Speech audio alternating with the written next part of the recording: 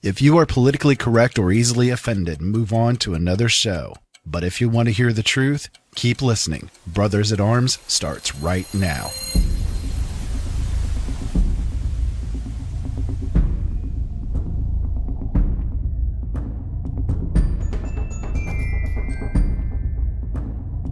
When you're born in this world, you're given a ticket to the freak show. And when you're born in America, you're given a front row seat. We gather tonight at a dramatic and deeply promising time in our history and in the history of man on Earth. So nobody wants to rock the boat. Nobody wants to change. Don't change anything. And we're in a nice downward glide. I call it circling the drain. We reward stupidity in this country. We reward people with multi-million-dollar TV contracts so that all the other stupid people can sit around and watch how stupid these people are. Stupidity is a virtue in this country. These people are psychopaths to the worst order. Government is not the solution to our problem. Government is the problem. You are listening to Brothers at Arms with Ira Robinson and Joe Long. This show airs Thursdays starting at 7 p.m. Eastern Standard Time on LateNightInTheMidlands.com. The cold hard truth has no fear on this show.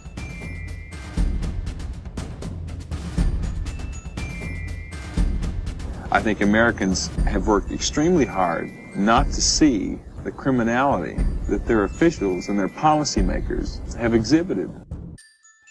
Hello, everybody. Welcome to Brothers at Arms. My name is Ira Robinson. We are also, normally here with Joe Long, but he is unfortunately not here yet. He's going to be a few minutes late tonight, and we'll bring him in as soon as he is available. But anyways, we are live and in person with you guys right now. If you want to call in tonight, the number is 260-494-3937. The Skype line is JDA Film. And as always, we're over in the chat room at LNMRadioNetwork.com. Come on over, join in with us. Have fun in the community. There's always a good time over there and always something to do. We've got a special show for you guys tonight. We have a guest that's coming on with us, and we'll bring her in here in just a few moments. It's odd to have a guest on Brothers at Arms. We don't normally do it, but I thought with the topic tonight, it'd be a really good show to have both myself and Joe on giving input regarding this specific topic, because it's definitely something that's prevalent. It's definitely something that's happening, and we have quite a bit of proof of that occurring. So tonight's topic is scammers involved in the psychic realm of things. The people that are out there basically trying to rip off people from their entire life savings potentially. And unfortunately, there are a lot of people that fall prey to this tactic. So we're going to talk about that with our guest tonight, Maggie Hart. For those of you guys that aren't familiar with Maggie, she is, sort of my sister from another mister. She is a wonderful person. She's a psychic clairvoyant medium herself, and she's also my co-host on the Positude podcast, which airs on the LNM Radio Network on Sunday nights at 9 p.m. Eastern Standard Time. Make sure you guys tune in for that show. It's a really great show. I love doing it with Maggie. It's one of my favorite shows ever. And so hopefully you guys will tune on into that. And if you've never heard of any of the archives for that show, they are all available over on our website, openeyesnetwork.com. So let me go ahead and bring Maggie in here. Maggie, are you still there with me? Hi, Ira. How are you tonight? Hi. Oh, boy, it's been a day, I'll tell you. It's been a heck of an interesting familiar. day. Yeah. So, why don't for those that aren't familiar with you've been on the shows that we do a couple of times, and of course we're on every week together on the Positude podcast. But for those of you guys that have never heard of, or for those that have never heard of you before, why don't you give a little bit of information about yourself before we get started, so that they know where you're coming from with stuff. Okay, sure. I was born gifted. I do have abilities that were given to me. I do have the ability of the gift of prophecy, clairvoyance, clairaudience, telepathy, clairsentience, which means I can smell things. I do see dead people, so I get labeled a lot as psychic medium. You know, a lot of people bill themselves with that term. It's not something that I like to use, but it's something that people have recognized me for in the field, because everything that I do comes more of a spiritual aspect. So I was given these gifts by God. You know what I'm saying? I was born with them. I can't help the way that I was born. And so I've done a lot along the way to help people with those types of things, to guide them on their life's path. And I do a lot of clearing and deliverance work. I'm ordained, and so I do a lot of deliverances for people that have possession of spirits, of demons, and I do a lot of house clearings, and I get called out quite frequently on investigations for ghost hunts for people. Typically what will happen is they'll call me because something's going on in their home and they're not sure exactly what is going on. You know, they may be getting pinched or scratched or bitten or hearing noises. Sometimes it's an entity that's in the home, a spirit that's in the home, and sometimes it's a matter of a person in the home that's been afflicted. And that can happen a couple of different ways. The spirit may have attached to them, or it may be a full-blown possession. Years ago, I didn't see as many cases of that as I have been more recently. It's becoming more prevalent. The reason for that is because as New Age has risen and a lot of the religions associated with that have risen, because of the ritual work that's being done and the spell work that's being done, it's opening all kinds of doors and channels. And I think so these people... I was just going to add in, I think CERN and the fiddling that they have been doing has something to do with it too. Well, we've talked a lot about that on previous shows of ours on the Positive podcast a little bit. We've touched on it, although I try and stay really on the format for that show, you know, music, comedy, recipes, good stories. And also in past interviews, we've talked about that too. That's definitely got something to do with, you know, the rise of the incidents that not only myself, but a lot of other spiritual people in the world are not only seeing, but feeling, you know. Yeah. So that absolutely has an effect on things as well. But, you know, with the, you know, New Age and the rise of, you know, people thinking it's okay to use a Ouija board, people doing ritual work and calling in demons and spirits, channeling seances, things like that, that they don't have a background in, they're opening all sorts of portals and doors, you know. And as people just walk down the street, you know, you could be in a bar and pick up something, you know, just like you could pick up a germ from a cold. A lot of people don't realize how susceptible they can be to this type of affliction, you know. So as a result of that, I've written 2 books for children, No More Monsters and I Am Energy, available at Barnes & Noble and Amazon.com. And those are to help children that are gifted to work with their gifts but not be afraid, you know, because all of my life I was told up until the time I was 14 that I wasn't seeing and hearing things that I was.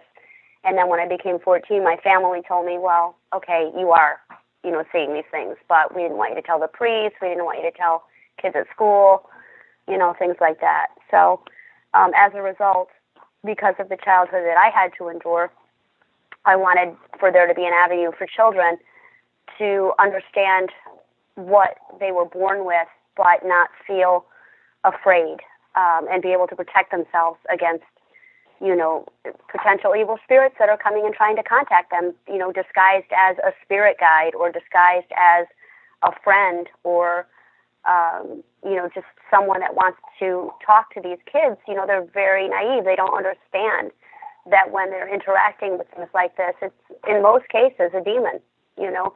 And there are different levels of those as well. There are hierarchies, just like in a military environment. There are generals, there sure are captains, there are privates, you know, and depending on the situation, whether there are one or several, and depending on their ranks, you know, they approach especially children because they gain their trust. They're very duplicitous.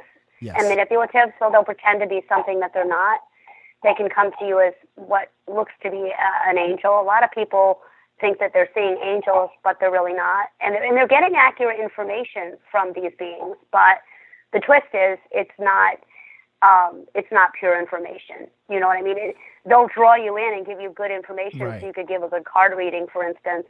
But when they need for you to be manipulated down the line, or they're looking for a total soul possession, you know, you've opened the door to let them in. So, and not only that, but a lot of times when they give you the truth, they might be giving you the truth, but they're also putting in just that little breadcrumb of a lie. So the breadcrumb of a lie will end up leading into bigger things down the path as well. Well, in the beginning, with someone who's exploring, you know, tarot or cards or pendulums or things like that, first of all, if you're using a divinity, I don't use any tools at all, okay? When I first started to explore my gifts, I did use those things. But I was shown a couple of years ago, you don't use anything. You don't use any tools, because anytime you're using a tool, it opens a doorway or a channel to the other side, to the bad side. So, you know, in the beginning, your information may be accurate, but if you're letting something into your body by channeling or you're using tools, there's a very high potential there for your soul to be taken, essentially. And they're very good at laying those traps out, that's for sure. Well, you know, it's all in the interest. Everybody wants to open up their psychic gifts nowadays. Everybody wants to be gifted. Everybody wants to do readings or, you know, go to fairs and make money because they, you know, they want to be the next Teresa Caputo. You know, so the influence is there because, you know, they have a goal in mind. They want to be famous. They want to be rich. They want to be, you know, maybe just even a matter of having the notoriety that goes along with a respected title. You know, but the only source should be the pure source, you know, so it's not coming straight from God, then, you know, it's not pure, you know, and that's the bottom line. And that's what I learned a couple years ago. So I burned everything. I threw everything out. I don't use anything at all. I hold someone's hand if they're in my presence to be able to feel the energy, to be able to help them. And I don't, what people call readings, I don't do that kind of thing. It's very different. It's more of a positive affirmation type thing. Like if someone's looking for a job, for instance, and they're suicidal or they're hooked on a substance or they have a problem with a past trauma, what I'm able to do is work with that person and clear them of their issues, whether it be by form of deliverance. And there are many different types of deliverances as well, too. There's not just a blanket one. You know, there may be one particular prayer that you say, but some are caused by past trauma, some are caused by drug abuse or alcohol abuse, some are caused by, you know, something becoming attached to them. So there are many, many different reasons someone can become afflicted. Just like there's different medications to be used for different diseases, there's different types of these things that you use to heal these disorders as well. Well, because of the fact that the energies there are so manipulative and so deceptive, especially in my instances the last couple of years, if they don't want to go away, they're going to hide. So initially, you know, you may not be able to tell if a person has a problem with that.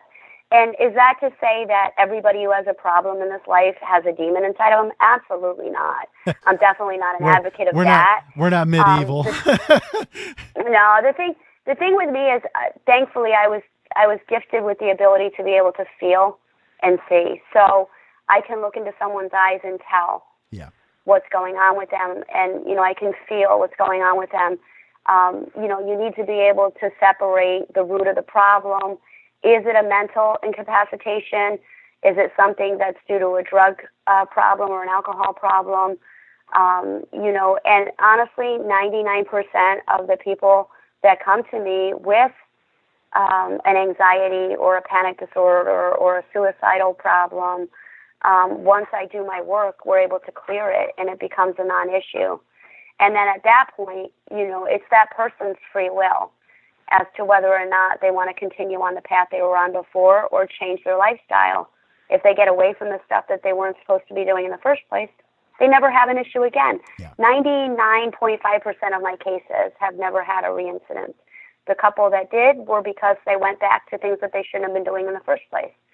So, and when you do that, you open the door for it to come back 7 times worse, and it truthfully does come back 7 times worse. You sure do. You've got it exactly right. So in the instance of, being around this circuit for many years and just for many years observing people in this circuit going to these types of events, just, outwardly looking at people that are involved in this type of fair, I would be able to pick out, who was legitimate and who wasn't, whether or not they were channeling or weren't, whether or not they could do a reading if they were light on their cards, but you take the cards away and they had absolutely no idea at all. The ones that were really legitimately, in their good conscience, they were trying to help people, some of them, or the ones that were just out for the money. And so across, many years of this field and doing spiritual warfare, I became involved in cases. People would contact me for issues that they had, for advice. I got approached by somebody that would say to me, well, how come you were able to fix me in one session and you didn't charge me any money or a donation, but I've been going for 3 months to this person before that had me coming back, and it was either repeated payments or varying amounts, and they hadn't felt any relief or any clearing from the situation that they'd been in. And so because of what I do, I've kind of gotten somewhat of a reputation. So I get calls and emails from all over the world, from people that are having this type of situation. And I actually did a couple of shows on the Positive Powwow and Positive Prophecy on my other 2 shows on the network. We do the Positive Podcast the first and third Sundays, and then the second, fourth, and if there's a fifth, I do 3 other shows by myself. So the Powwow is an interview show. Prophecy relates scripture to what's happening now and what will happen in the future. And then I also do another show, which also same type of thing. It's how the Bible relates to the supernatural and supernatural things, which I haven't been able to do as much of yet.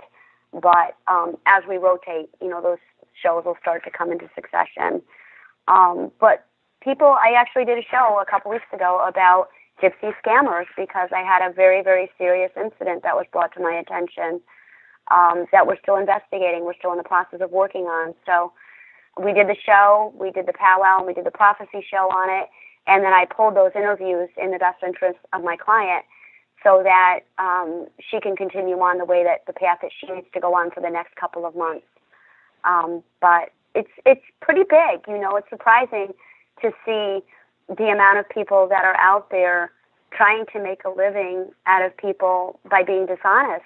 It's very disheartening to see, and it's upsetting to me because it gives the legitimate people out there that really are trying to help people in the spiritual field a bad name, So what do we look for? Well, there are a couple different types of scammers.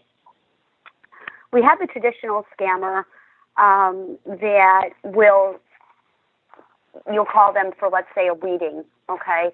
And, they'll give you a quick reading over the phone and they'll charge you maybe $50. And, they'll keep you coming back. Or you have the phone by minute plans. I mean, those are huge in this country where you call in and you pay $1.99 up to $12.99 a minute, depending on, quote unquote, what the psychic is rated. In the course of a conversation with one of these people, most of the people that have contacted me for advice after the fact have spent anywhere between $50 and $350, $400 on a single phone call. A single phone call for guidance. So, when you're calling a stranger that you have absolutely, you may get some ratings, you may see some ratings on the psychic network or whatever that they're on, that, this person has all these reviews and they're really good and this person's really accurate.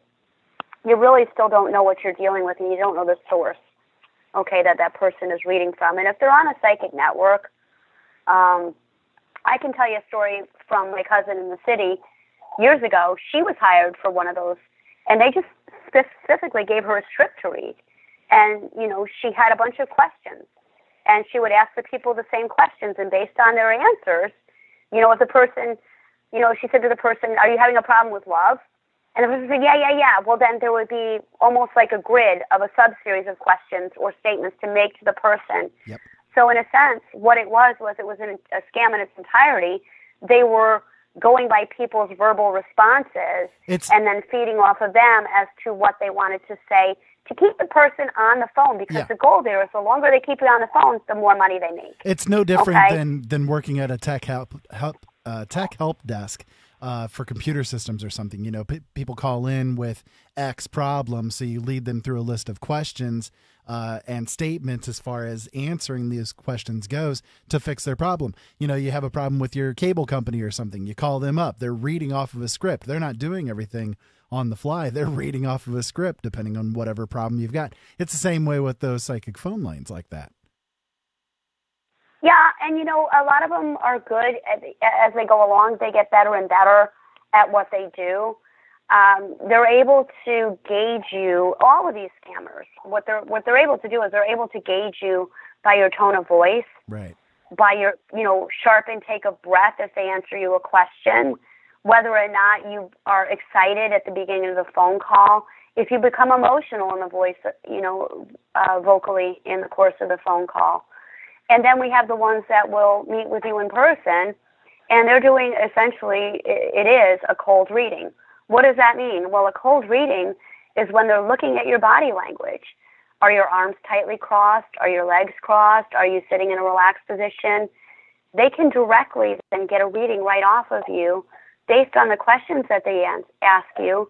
You know, if your eyes get really big, or if you draw back suddenly, or if you act really excited and start shaking your head yes or no, you're emphatically giving them answers to the questions that they don't have any previous knowledge and they're of. also very good at doing things like neurolinguistic programming. They can actually program the person while they're working the cold call there, or the cold reading, to actually respond to the cues that the person is giving. Who was the guy, really big guy on TV? I cannot remember his name. John something. John Edwards. That's the one. Yeah. He was absolutely fabulous at what he did, because he was a pro at doing exactly this same cold reading kind of stuff. It's insane. Yeah, I mean, basically, it goes back to the 1800s, to the old parlor tricks with the gypsy sitting behind the table, where they bounce their knees under the table to make the table bounce. You know, it's the same thing. Yeah.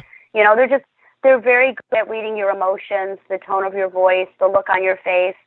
And the more well-dressed that you are when you present themselves in person to this person, or the way that you speak on the phone, if you speak very diplomatically and as though you've had some sort of education, you're the ones that are going to be on the quickest hook and for the most money. Because if you have a very nice purse, if you're wearing nice shoes, if your nails are done, they're going to assume that you have a lot of money or access to money.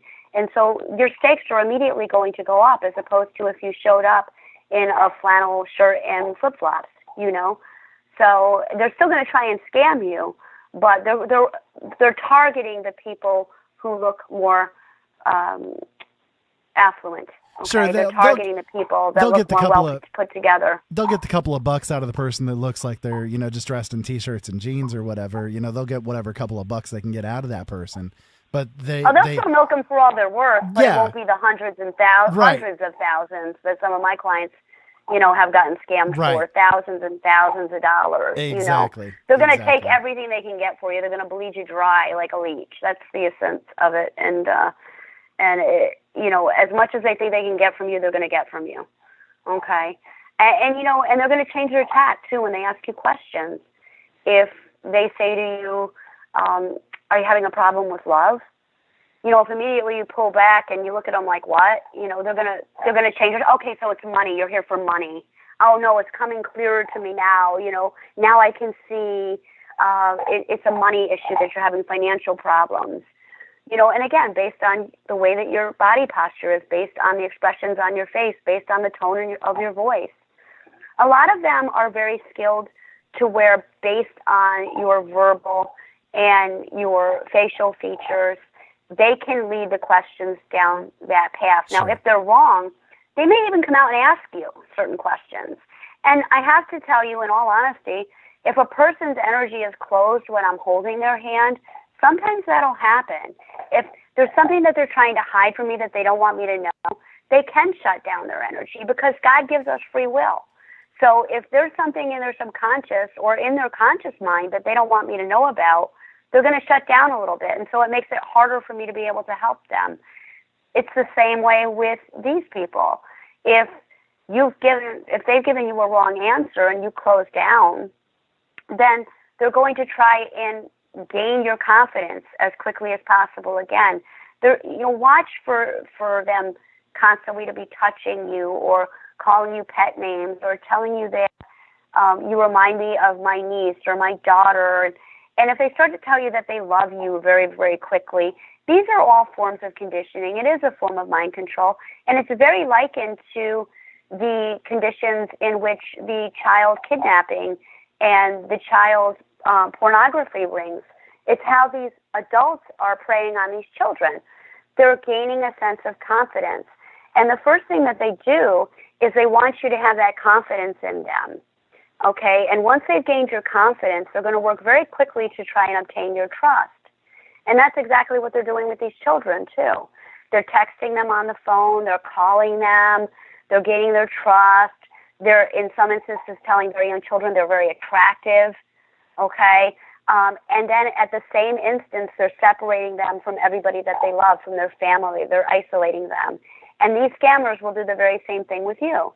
They work to gain your trust, gain your confidence, and then they isolate you. They'll tell you things like, you can't tell anybody else what I'm telling you, or it'll affect the energy, or you can't discuss this with anyone at all because if you do, then my work won't be complete. I won't be able to complete my work because the energies will shift. Things will be blocking me. I can't do the work very well. Yeah, exactly. Or if it's in the instance of a curse that we'll get to later, they'll tell you that the curse will be heightened sometimes. There are all kinds of excuses that they'll come up with.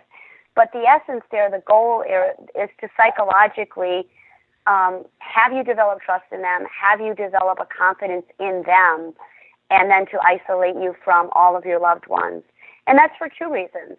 It's so that you'll continue to be a client to them so that they can milk you for more money, and it's so that you don't tell your loved ones and your family members how much you're paying this person and how much you're associating with this person, because anybody that's on the outside looking in is going to pick up on that right away and say something's not right here. Right. You shouldn't be paying this amount of money. You shouldn't be visiting this person that frequently and, paying from $50 one visit to $450 the next, or $600 or several thousand. Yeah. So, it's all psychological. It's a code read. It's psychological. They can do it on the phone. They can do it in person. Sometimes it's a combination of both. One of the biggest things that I see now that's become prevalent in the past couple of years since the rise of people like Teresa Caputo is they will frequent shopping malls. And they'll sit at a shopping mall and they'll watch you walk by with your family or with your friends. And they can pick out from just sitting on a bench as you walk by. Are you nicely dressed? Do you look to be distressed emotionally? If you look to be distressed emotionally or harried, you're a prime suspect. Because already you're at an emotional disadvantage because your mind is on something else. You're preoccupied. So that's the first thing. And then also they're going to assume that there's an emotional trauma. And the biggest thing that people come to psychics for is love. Okay, that's like the biggest reason. It's love, financial success, health, and their future. Okay, so if they can assume that you're having a relationship issue, they're going to consider you a prime target. If you're dressed well, I've even known people that have been doing these scams. I've even known people that will follow somebody like that. Like with the example that you're giving, I knew somebody that would sit there in the mall and wait for people to pass by, and they'd listen for people having arguments and that kind of thing, and they will follow that person. And then some, as it often happens, a couple that's there in the mall, they often split. The one goes into one store, the other goes into another store, and they're looking around doing their own thing. And they'll go up to the woman, especially because for some reason, it's the women that really tend to get targeted with this stuff. And they'll start talking about, hey, I know that you're having trouble in your relationship and blah, blah, blah, blah, and they just start opening up that door there. In that way, it's so disturbing, to say the least. Well, Yeah, it's definitely, I mean, you know, the mall psychics, typically they'll hit and run the first time. Mm-hmm. They don't want to get caught at what they're doing, and a lot of them already have criminal records, and they've been caught for this type of behavior before because they've been reported. So they have business cards. Most of them nowadays have business cards, or they'll have their name and number written on a piece of paper. Yep. And they'll just surreptitiously go up to you, even if you are with your spouse. They don't necessarily wait for you to be separated. They'll just walk up, tap you on the arm, and put a piece of paper or a card in your hand and say, I know what's going on, call me. Yeah. Yeah, That's exactly. It. It's a hit-and-run type thing. One of the things to bear in mind here, we do need to hit a break real quick, but one of the things to bear in mind with all of this stuff is that when you are attached emotionally speaking to something, like, for example, something that's going on in your life, or, you know, an issue, money, whatever the case may be, you can no longer think critically or logically about that thing. And that's one of the biggest things or avenues that these people will use, is they will try to get you attached to them emotionally, because then you can no longer think logically about it. You can't think critically about it. There's going to be that cognitive dissonance that happens in yourself when you start to raise questions about whether or not this is something that's right or not, you know? Well, that's what I was saying earlier, is it's a psychological move. It's a psyop operation more than anything else. Yep. Is they try and establish that trust and that confidence immediately with you, and then to disassociate you from anybody that you come in contact with on a regular basis, family or friends. Exactly. So that's what it's all about. That's just part of their game. That's so that they can hook you for more and hook you for longer. You got it. Well, stick around here, Maggie. There's a lot more to go through. And for those of you guys that are interested, you can call in. 260-494-3937 is the call-in number. Our Skype line is JDA Film. As always, we're over in the chat room at LNMRadioNetwork.com. Love to hear from you guys. Come on over there and get involved with the community. Stick around, folks. There's plenty more to come up. Joe may be joining. I'm not sure what's going on with him quite yet. But if he does, he does. And if not, well, we're having a good time anyways. Stick around. We'll be right back.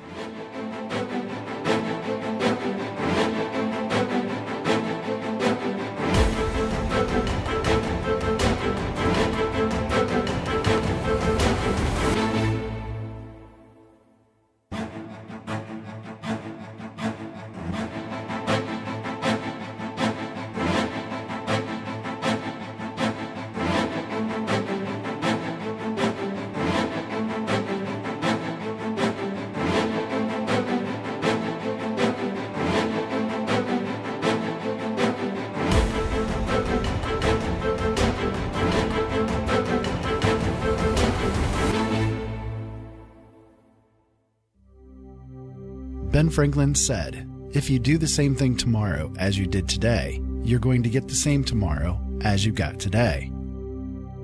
Changing the world starts with you, and changing you starts with changing the way you think. Late Night in the Midlands can help. Listen to all of our shows at latenightinthemidlands.com, because things really do need to change. This is your last chance. After this, there is no turning back. You take the blue pill, the story ends. You wake up in your bed and believe whatever you want to believe. You take the red pill, you stay in Wonderland, and I show you how deep the rabbit hole goes. Remember, all I'm offering is the truth, nothing more. Fear.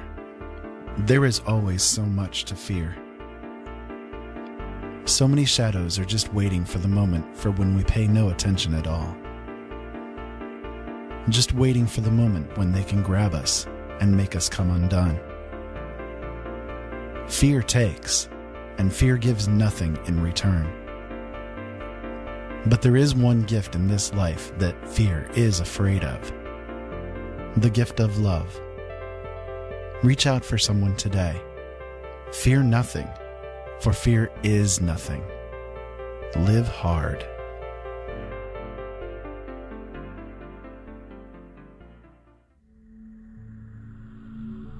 Newly released into paperback and ebook format, Illusions and Dreams, The Ultimate Collection is an anthology of short stories and novellas from author Ira Robinson.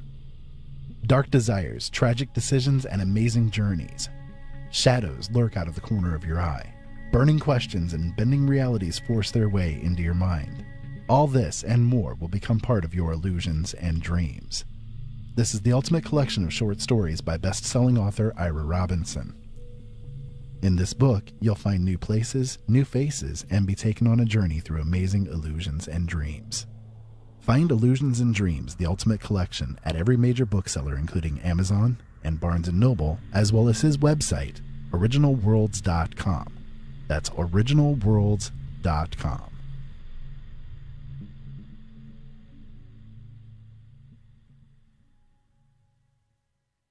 The LNM Radio Network and Late Night in the Midlands depends on you, the listener. Without you, there would be no us. So help us continue to bring you the best guests with the best information and subscribe today. Information on becoming an LNM subscriber can be found at the top of LateNightInTheMidlands.com. Just click the About Subscriptions tab and become part of the family while helping the truth stay alive.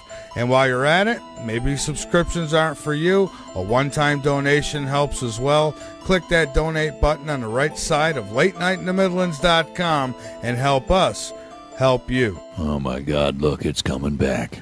Never before happened, and it'll never happen again unless I do it again.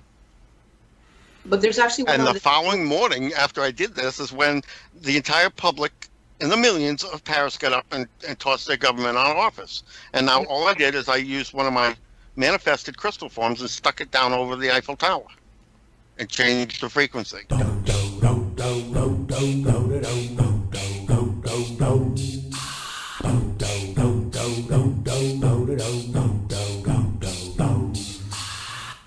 right. It's that simple for me to do. What I do is I manifest those forms out of living Gaia crystal. Now, what is this here? Change. That's living crystal.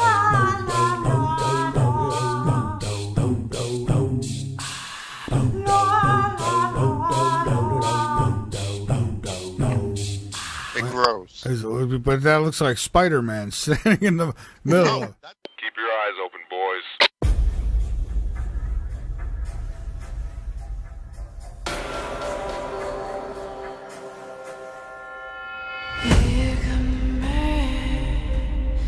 Look in his eye, fed on nothing, flesh on his mind. Words as weapons, sharper than knives, make you wonder how the other half died. Make you wonder how the other half died.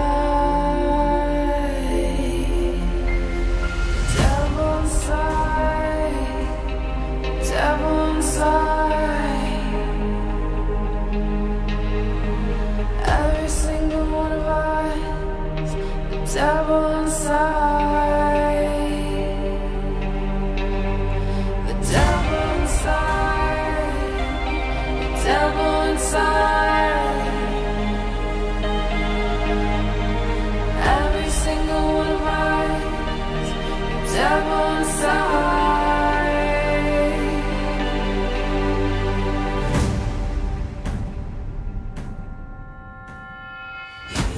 Hello, folks. Welcome back to Brothers at Arms. My name is Ira Robinson. Tonight, I'm kind of a sibling at arms. Joe is not here with us tonight, but he might be able to show up here in a little while. We're not sure. I figured I'd go ahead and go on the air tonight without him, though, since we have Maggie Hart with us, having a really interesting conversation about psychic scammers and well, you name it, pretty much, it's getting covered tonight. But if you guys want to call in, 260-494-3937 is the call-in number. Skype line is JDA Film. And as always, we're over in the chat room at LNMRadioNetwork.com and live streaming on YouTube. I forgot to mention that earlier. YouTube.com/C/Open Eyes Network. Maggie, we are back, and we do have a caller that called in, and I'd like to go ahead and bring them in here real quick. I do believe this is Kathy that's calling in. Kathy, is that you? It is, Ira. How are you? Oh, I'm doing great, Kathy, and congratulations so much again on your new book being released. That's awesome. Oh, thank you. Thank you. But believe it or not, I want to talk to Maggie. All righty then. I see how you are. This is like my most favorite subject ever in the world, ever, even more than my book at this point. Maggie, I have been extremely blessed in that I found a teacher. Okay. She's much like you. Okay. There's not, I don't know how to explain it. It's very clean to me. Very clean, very spiritual, very clean. There's not an emphasis on buy this, do this, do this, do this, do that. Okay? Mm-hmm. And she actually encourages us, or as her class, to go more inside of ourselves. And I do occasionally use cards as an aid, which I heard you mention. But I also understand why you said not to use them, because it seems to me, and tell me if I'm right on what you're saying or not, cards are a great way to kind of break the ice and start to trust yourself, because I think that's one of the biggest problems that people have spiritually is learning to trust their own instincts.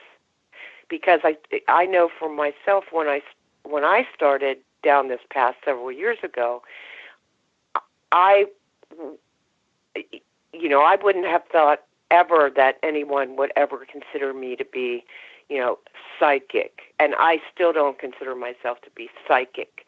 I consider myself to be intuitive, but I'm just starting to trust that. So is continuing with the cards a portal that I should be aware of? Is there any protection that I can give myself in using the cards?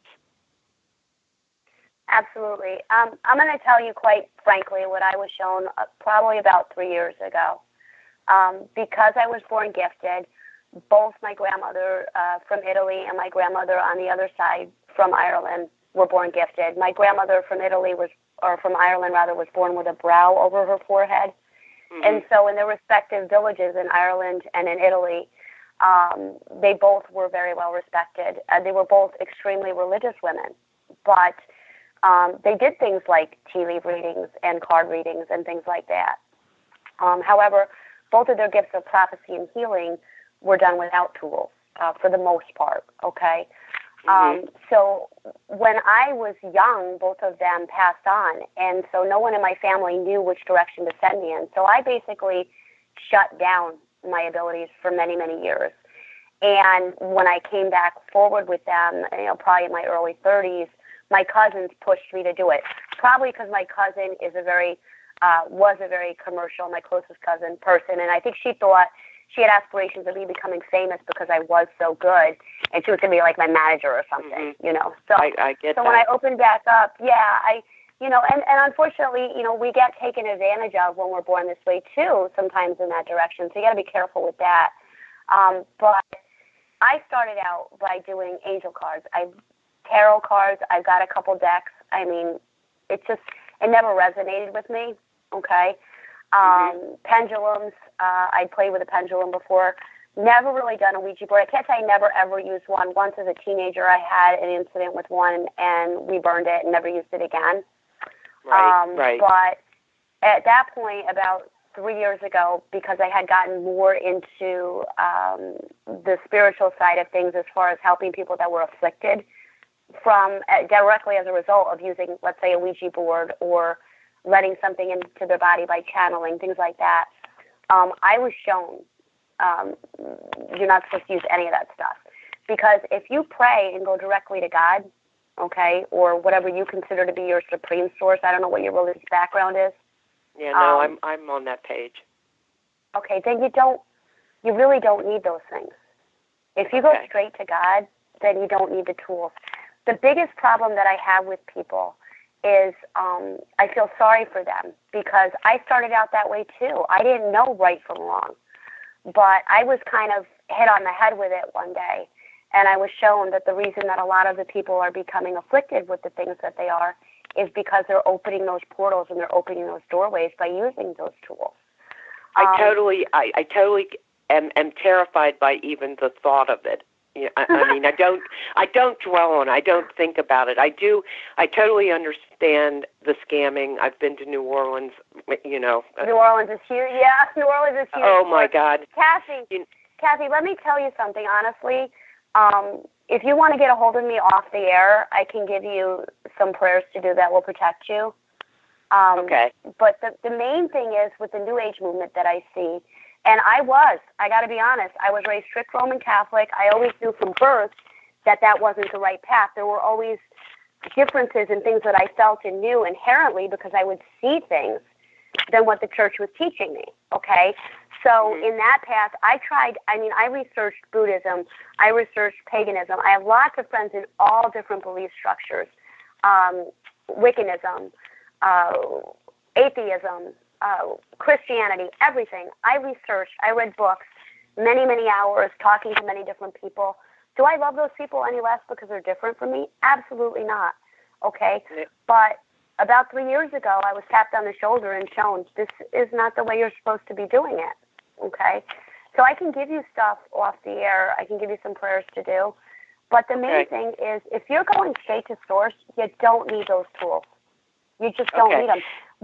You touched on something very important, not to interrupt you, but when you said to me, I'm afraid, fear is the biggest tool that the dark side uses.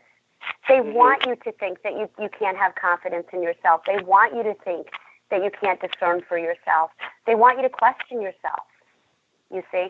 They want you to feel like you're not as good as you know that you are inside, okay?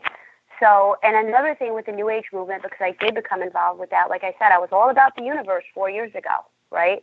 But that never totally resonated with me either. But out of anything I had followed up until then, the New Age thing kind of was more in assimilation with my thought process. And I bet you've been down the same path, too, if you think about it. Because I felt like I could manifest my own things. I felt like if I had a positive attitude, I could bring positivity toward me. And in a sense, that's correct. But the truth of the matter is God gives you free will, right? So you either can go the right path or you can go down a different path. He's going to let you make your mistakes. He's going to let you fall down and do things your way. He's always going to be there to pick you up, though. And that was the biggest thing that came from me was I was raised to believe that, God was, you're going to go to hell, this is going to happen to you if you don't do this and pray 3 times and kneel 7 times and stand 6 times, you're going to go to hell. It's not that way. He allows us to make mistakes, but he's also, if we pray in our heart for true forgiveness and we pray to have the true discernment, we don't need any of that other stuff. And if we make a mistake, it's okay. If you ask for forgiveness in your heart, you're going to be forgiven. So, no, you don't need those things. Is it okay? That's something that only you can decide for you what's best for you. I know that I was shown that I shouldn't be using any of those tools. And any time that you're channeling and letting something into your body, I don't care how big or famous you think you are, right? It's not of the light. It's not of the light. God doesn't put anything. I'm with you on this. I'm totally on this, and I would even proffer that the person that I've been taking classes from would agree with you. In fact, spirit guides too, though, is another. A lot of the New Agers are telling you watch out for your spirit guides. 99% of the time is a demon. Got to be honest. I know. Okay? They're demons? Yeah. The spirit guides? A lot of times they are. A lot of times they're giving you information. They're giving you information, and it may be accurate, but it's for an end result for them down the line. Yeah, it's always going to be to anybody that tells you about spirit guides, be very, very wary of that. It's always going to be to their benefit in the end in some kind of way, and when that's happening, that's a demonic sort of an issue that's happening with that. Yeah, I would agree with that. Most of the spirit guides definitely could be put into that demonic realm. Yeah. See, I don't even, I did that. I'm actually kind of glad to hear that because I have always had. That's one of the things I have difficulty with. I can't reach that level. Okay. Are you a medium? Do you see? Are you a medium? Do you see spirits? Do you feel them around you? Or? I do not see them. I hear them and smell them. Okay, so you're what's. We call it fruits of the spirit. I've been termed as a psychic medium, clairaudient, clairsentient. I did all these tests, and they came back with I was positive on all of them. So, in today's society. that's what they label you as. But you can smell them and you can feel them. So you're empathic. I can hear them. They'll talk. Okay, so you're clairaudient and clairsentient. Very clear voices, like that will wake me up in the middle of the night and say, okay, be blah, careful blah, blah. of that. Yep. Yeah, you want to be careful with that. Well, that's what that's something that I have not been able to resolve, because I'm going to be honest with you.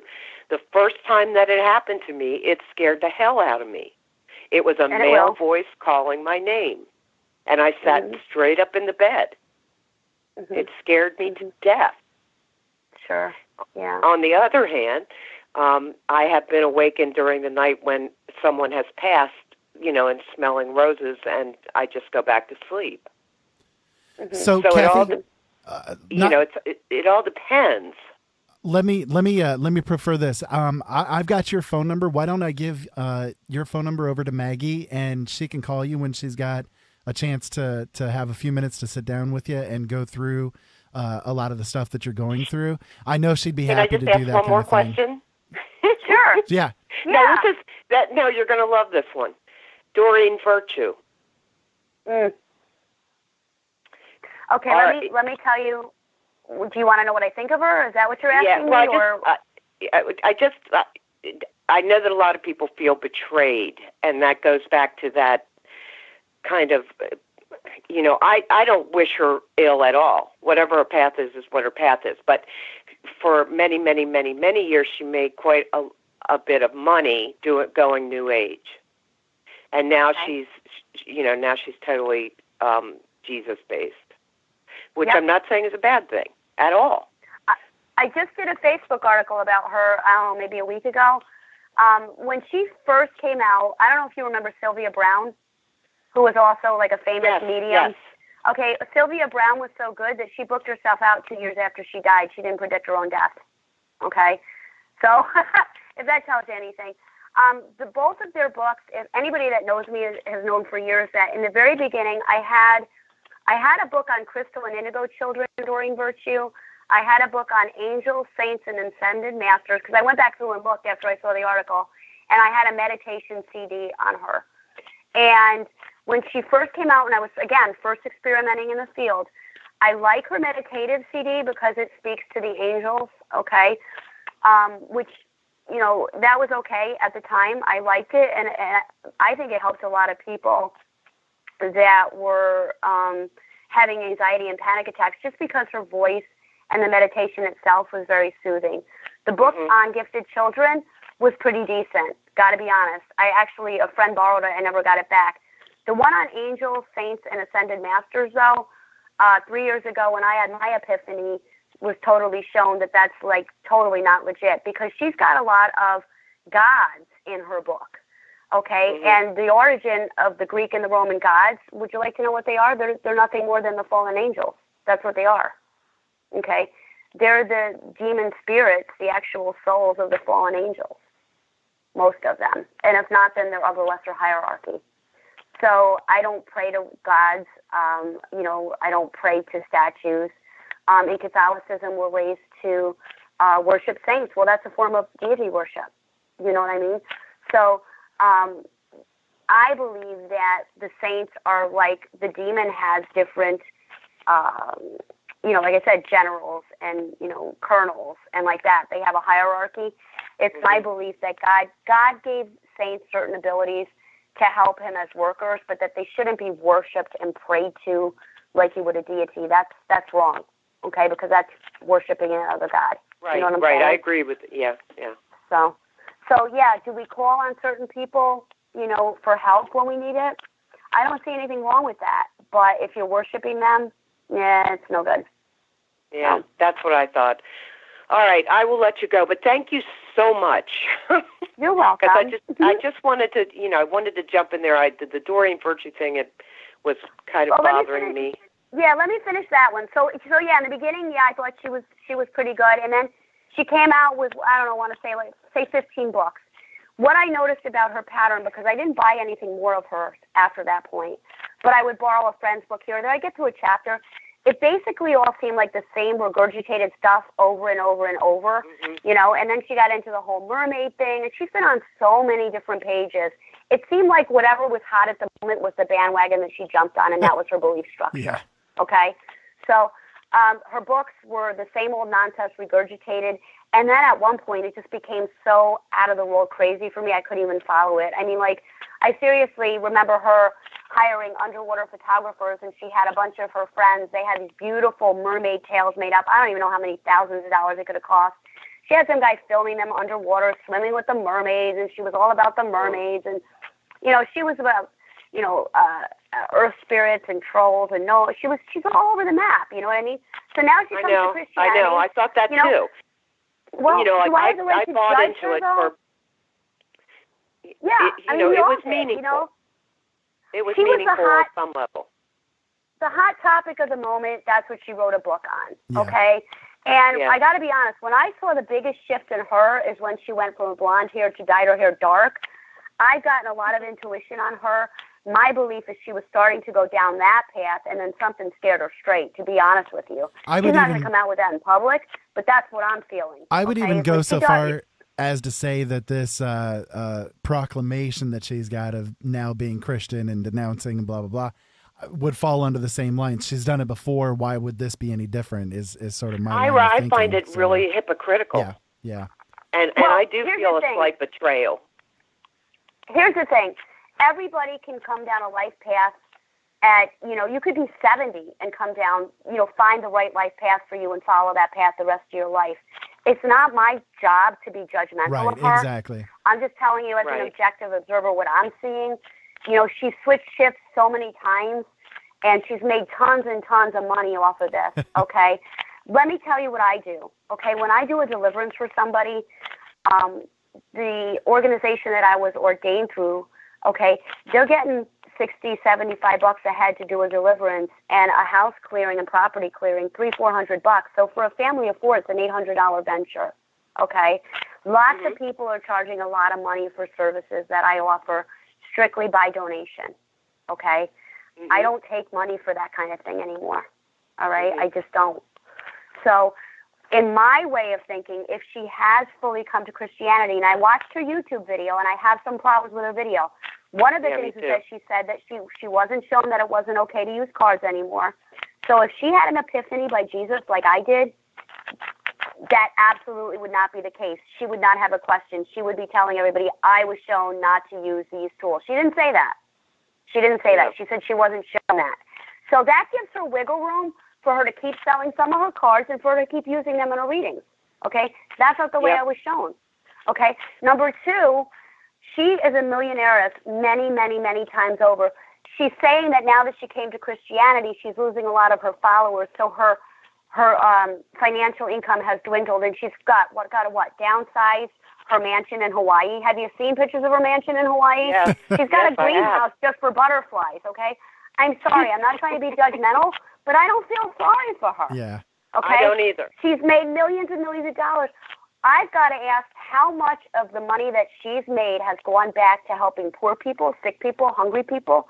There are days I don't have food to eat, but I'm still giving to other people. I get it. I totally. Okay. That was the thing that got me about her. If you're legit, that's where you're going to be coming from. You know, and if you're going to start a ministry or start an organization and provide, if you feel like you need to provide a living for yourself, okay, I get that, but there should be a point to where a percentage of that, a good percentage of that, in my opinion, is going back to the people that really need it, doing community service, helping your fellow man. You don't need a $10.5 million house, Joel Osteen. Anyway. That whole Joel Osteen thing. Totally not being judged. I got so much information to get through in an hour. It's like not even funny. But okay, good. I'm going to hang up out with that, honey. Just to let you know, I got my doubts. But if she did, and that's the path she's going to follow, I say good for her. But you know, in this kind of work, you got to do it 100% and not at all. You can't be wishy-washy. Exactly. Well, you can't go back and say everything I told you before isn't true. Yeah. Because that's essentially and all these poor people. There's a lot of people who are not as gifted at rationalizing things as maybe we are, okay, or understanding them. So there's a lot of people out there who feel like, she has lied to them for years because now she's turned around and she said X, Y, Z. Listen to me. If you have something happen in your life that truly changes your path, like I'm sure that you would admit to me yourself, you're not on the same path you were 15 years ago. No, right? I'm not even on the same path I was 6 months ago. There you go. So everybody, I feel that everybody has the right to change. If they're firmly rooted in what they're following, I can have some empathy for her in that aspect. Yeah. Mm-hmm. Because if she was truly shown what she feels is the right way now, then she's following that path. I think a lot of the people that feel betrayed is because there are so many New Agers and so many people of different belief structures out there that they're upset they've lost a figurehead for them. Do you understand what I'm saying? That's what I was about ready to bring up. She's become more. Too. I've got to look at both sides of that there, and like I said, try and be as non-judgmental as possible. It's possible that she has found this as her source, but I do have several discrepancies in her YouTube statement. Now, if she's still wasn't just, and Ira, I know you want me to get off, and I will, I promise.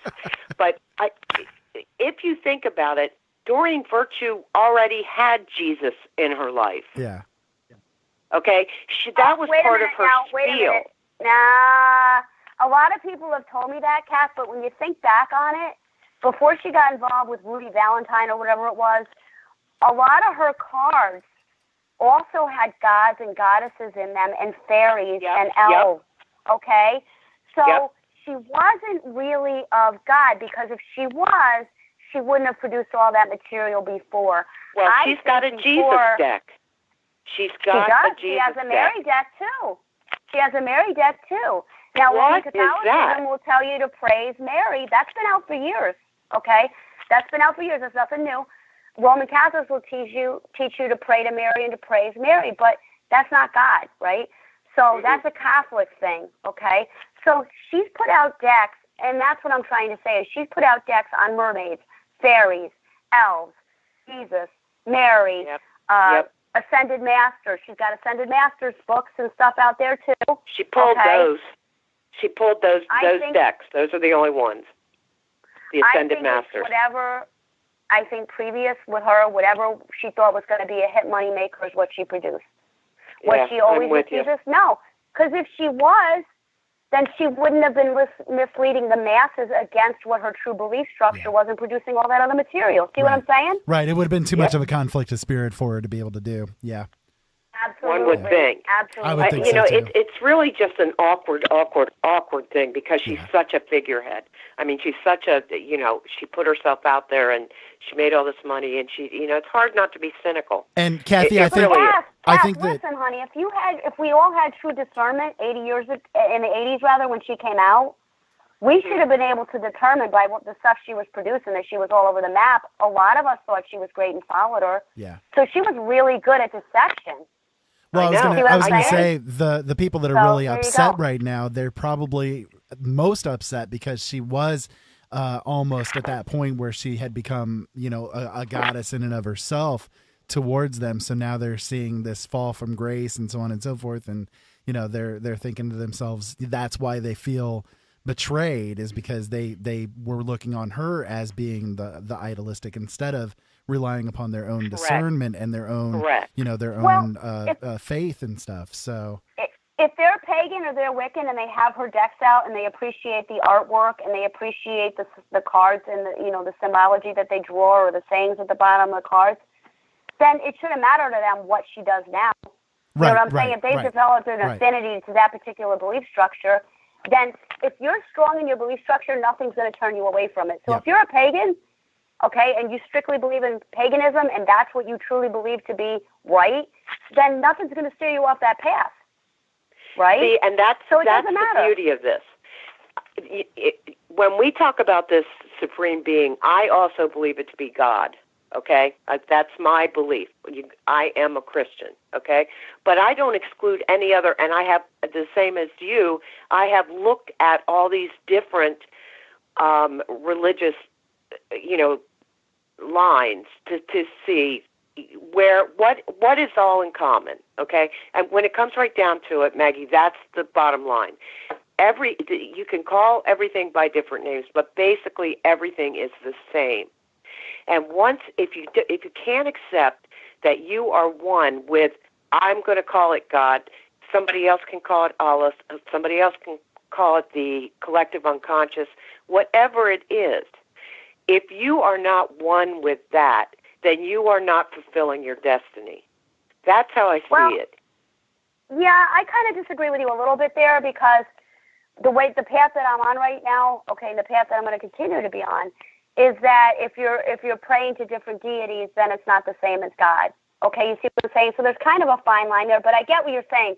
If you're all about helping people and you're looking to help others, if that's your life path, then absolutely we're all brothers and sisters, regardless of our belief structure. That's the way I look at it. If you're using what you've got to advance humanity, make things better for those that are around you, living with love instead of living with violence, living with fear, living with all the other angers and all the other things that are going on. If you're using your belief structure to make those things happen, then more power to you. I'm glad for it. We need a lot more of that in this world. But if you're using it as an excuse to hate, if you're using it as an excuse to spread fear, disinformation, and lies, that's when I stand out against you.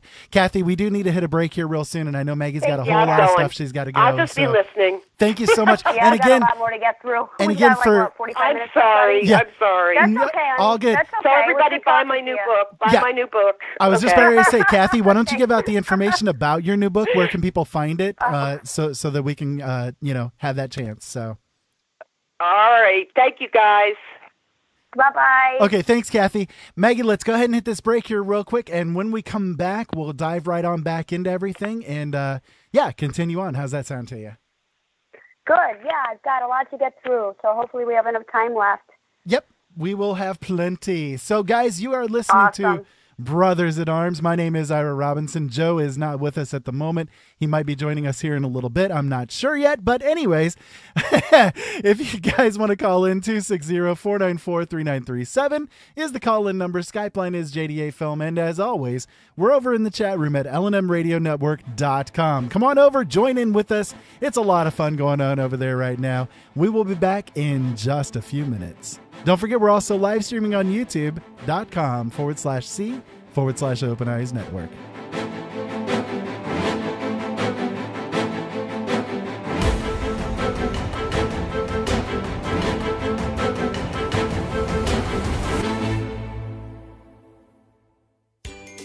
Do you need toner for your Epson, Hewlett-Packard, Canon, Brother, Apple, or Sharp printers? Look no further than Laser Technologies. In business for over 20 years, they offer the lowest prices on toner on the web. They can also repair your laser printers and toners fast and easy. Call their expert staff today at 561-792-9600 or email us at service@laser-technologies.com for all your toner needs. All toner is shipped nationwide. Why wait? Get the lowest prices on toner. Call or email us today.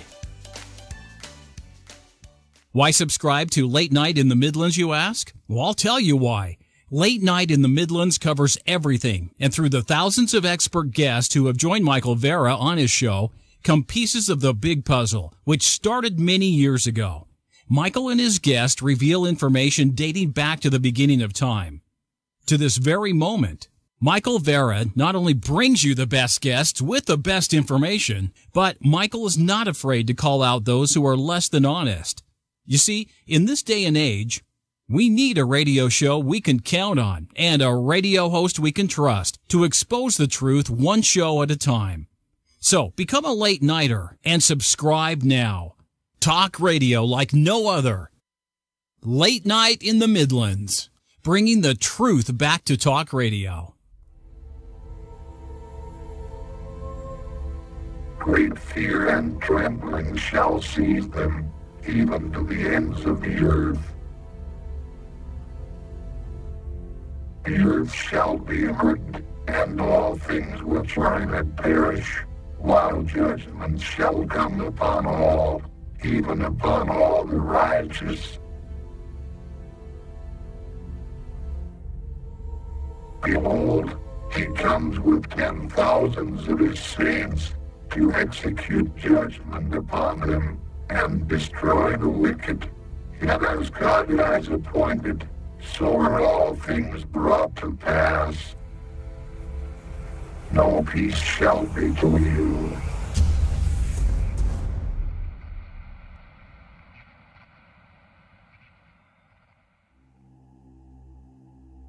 Tragic devastation drove them underground.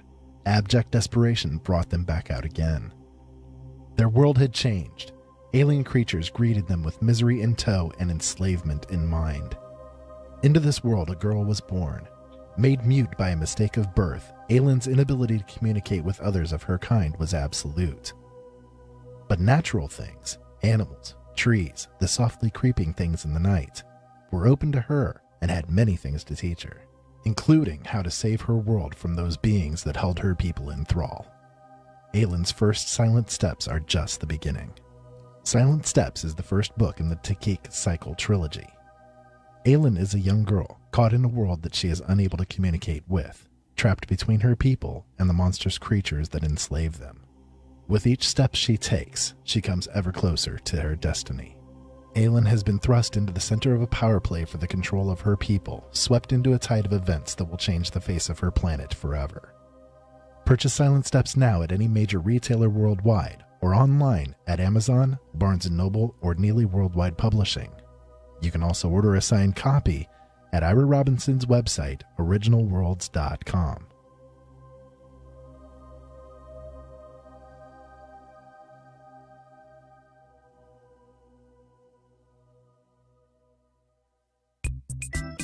If you find yourself angry over the wealth gap and the way the financial system and banks are set up, or you find yourself looking for non-genetically modified foods because you refuse to consent to being a science experiment to Big Bio and Big Chem, or perhaps you have abandoned your trust in government and religion altogether, then you might be an RDS, a radical danger to society, otherwise known as a terrorist.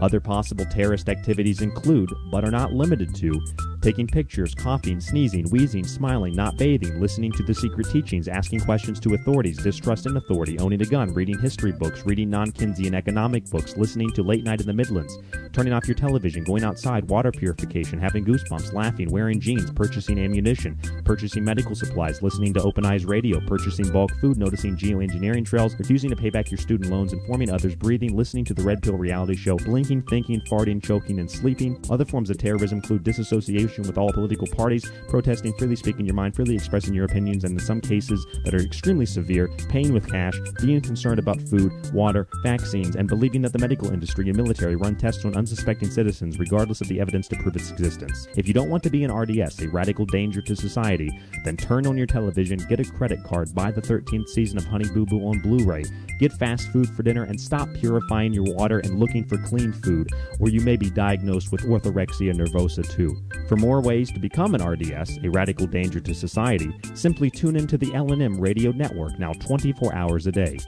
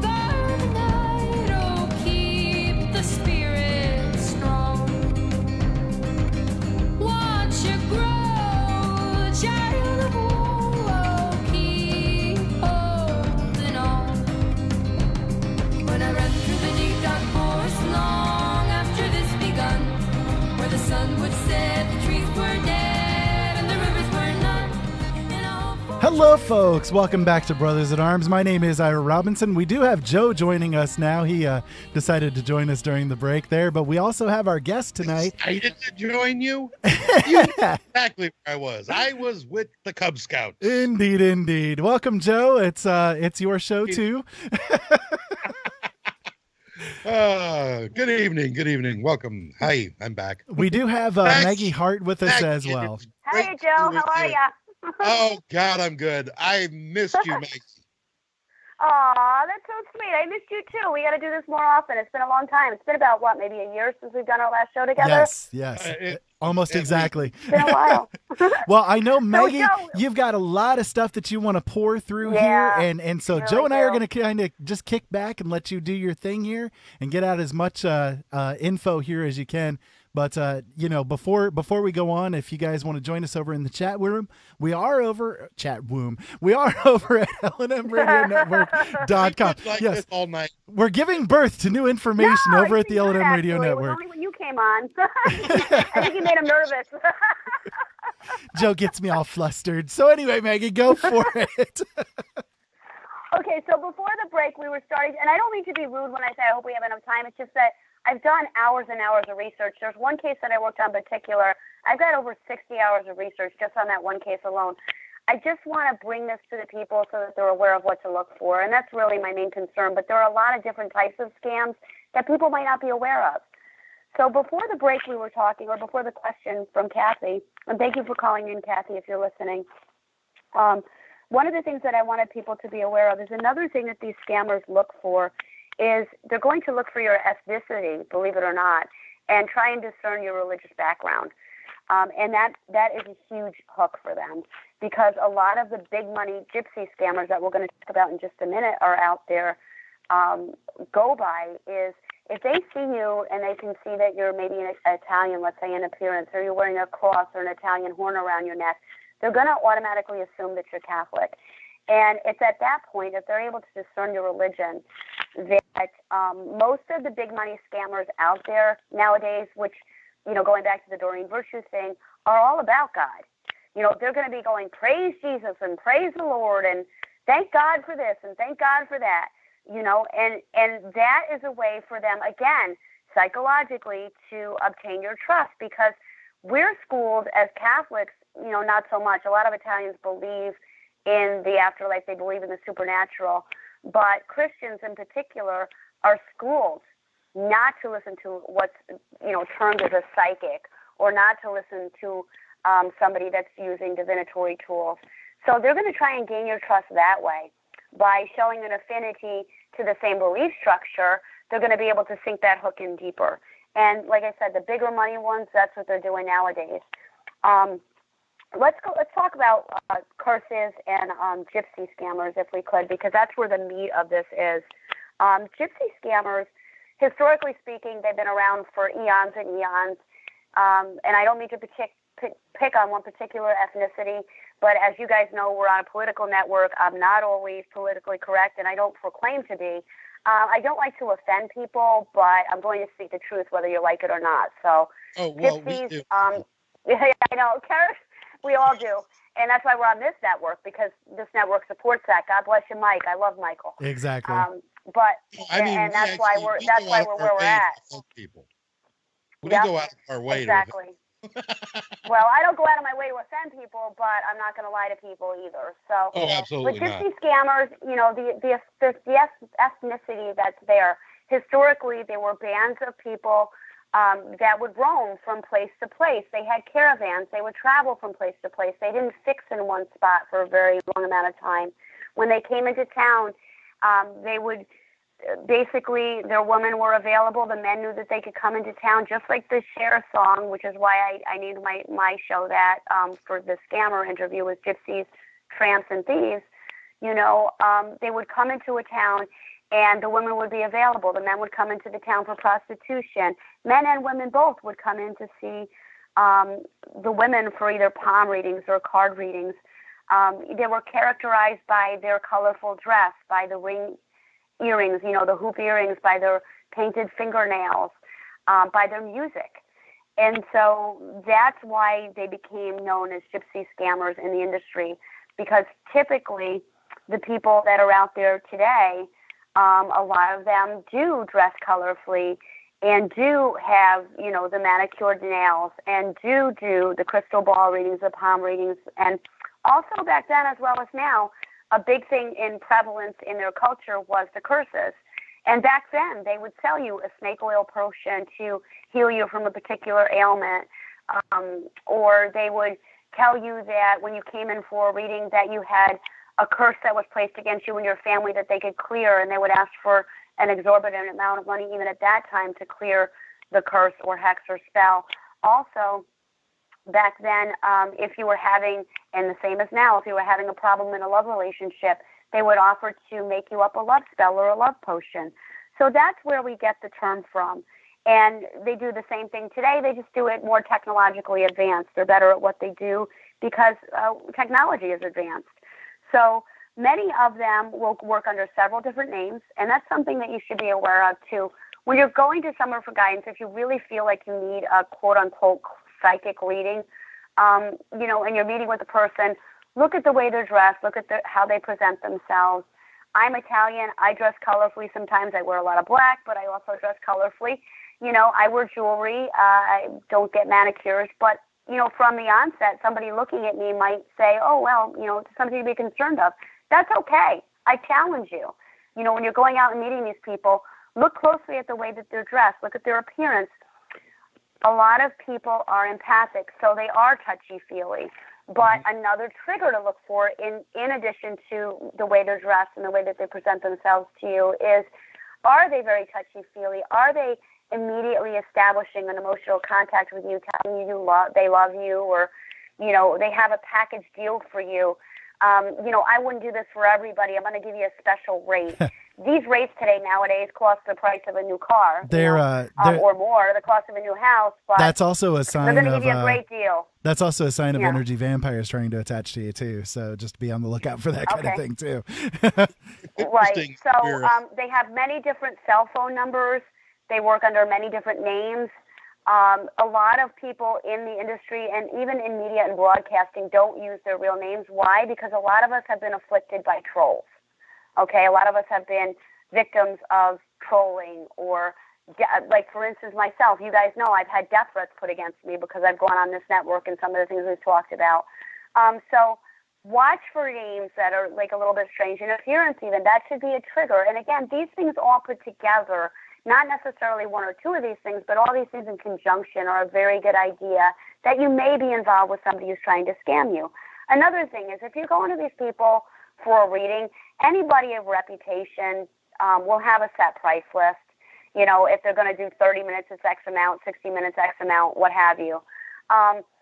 When you go to a woman for an initial reading and she charges you $50, and then the next time it jumps to $450 or several thousand, that right there should tell you right away that that's not a reputable person.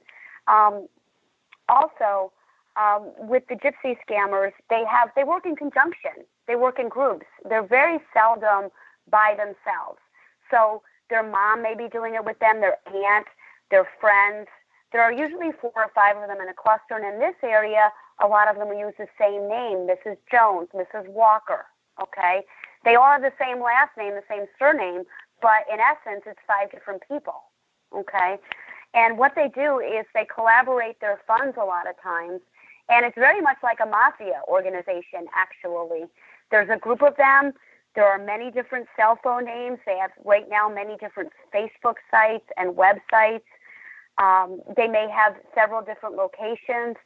The biggest case that I was most recently involved in, the person was using at least 6 different names at all different locations around a state that's known for this type of scam, okay? They work together. So if you call from an unlisted number, know that 9 times out of 10, your call will be blocked until you make your number available to them. And the reason for that is twofold. Number one, they can see if it's somebody that they know. If they've got a police record, they may recognize that number. And number two is so that they can call you back, okay? Now they've got a way to reach you. And when you call them, if they call you back, a lot of times they'll call you back on an enlisted number if they're working a ring, Okay? So you may call Mrs. Jones in Jacksonville, Florida. You may leave a message. If Mrs. Jones is doing a scam reading for somebody else, she might get her sister to call you back from her number and pretend to be the same Mrs. Jones. You see how that works?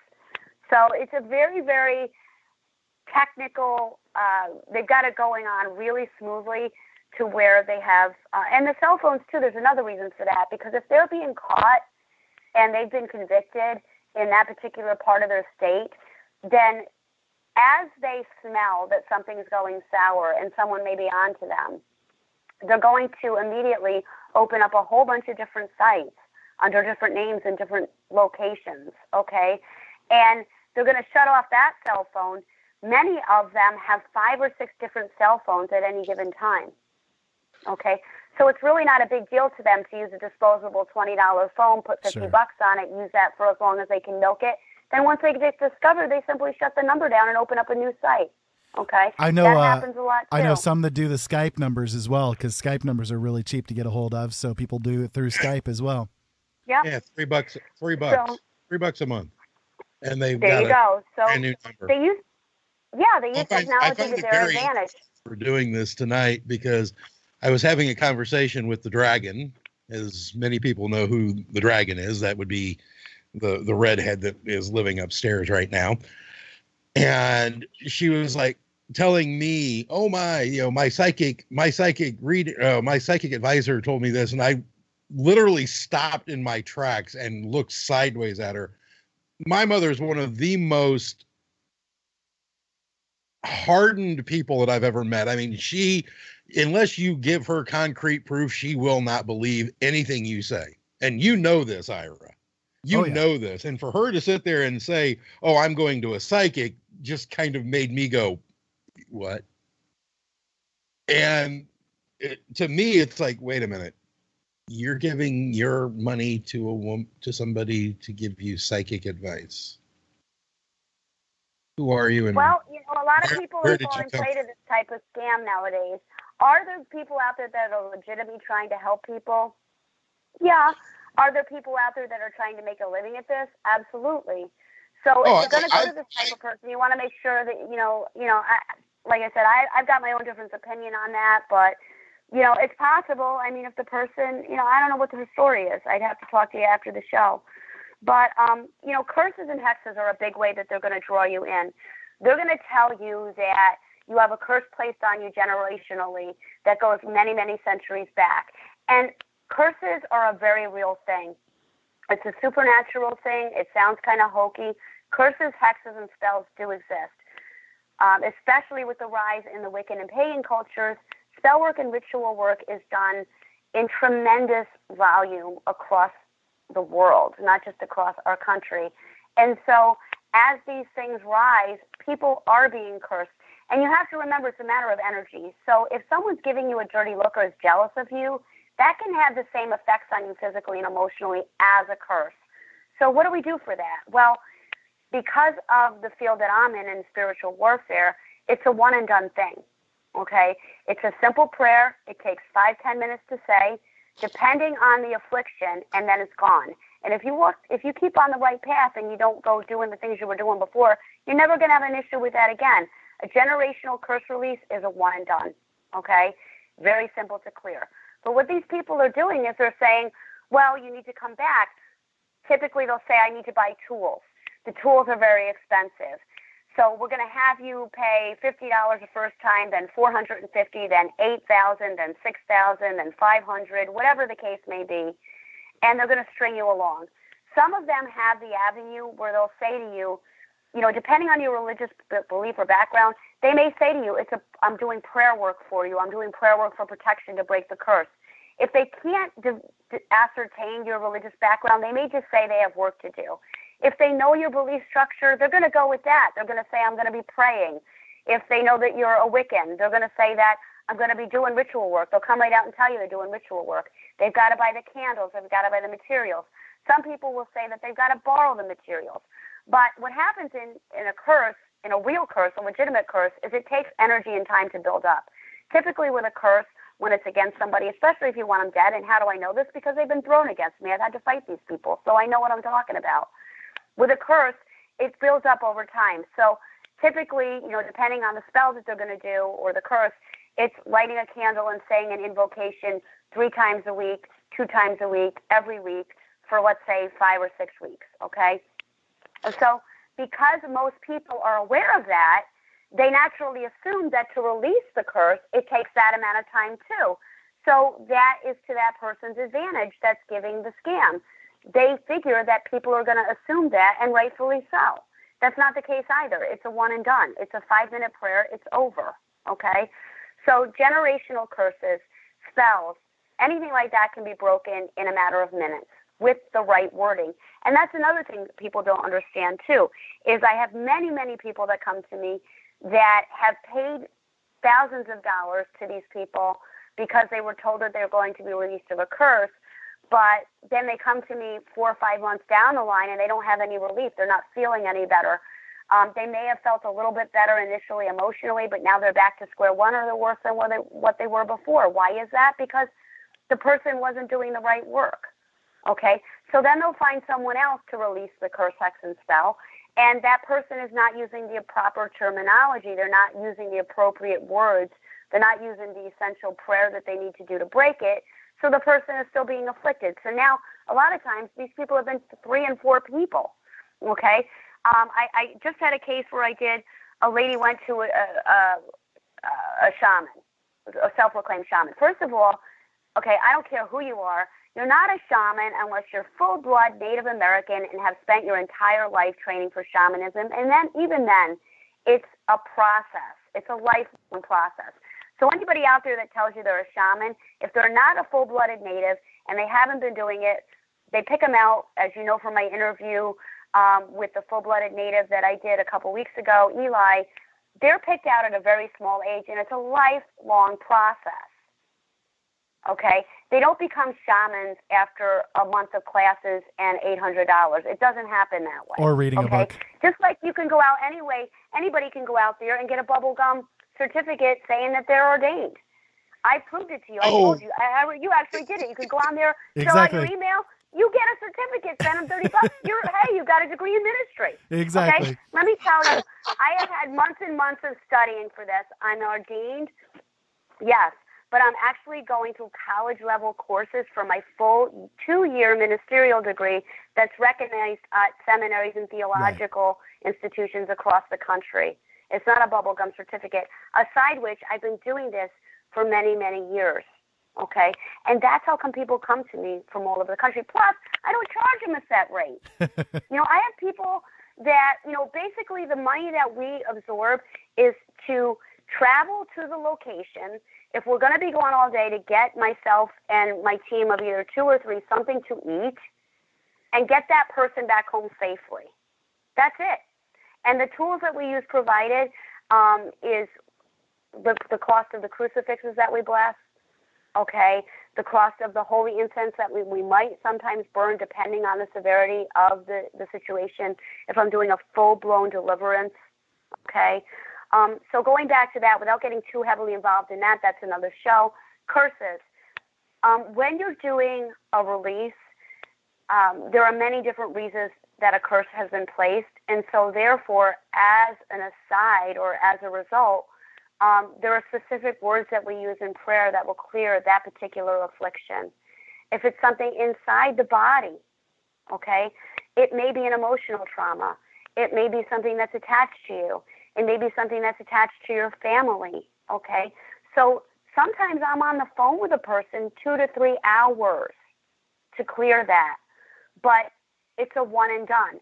The only time that I'm not able to clear it over the phone is if there's actually something inside that person that's too strong where they need a physical hands-on deliverance, okay? And that's pretty rare. Most of them we can take care of right over the phone or in person, okay? The gypsies. So, okay, I had another person who went to a legitimate psychic. The psychic's been in the industry for 35 years. They called the psychic because they wanted something in their house cleared. It was 3 women that lived together. They were hearing bumps in the night. One of the girls was getting physically touched. She was seeing spirits in the hallway, and she wanted a clearing. So she called a New Age person.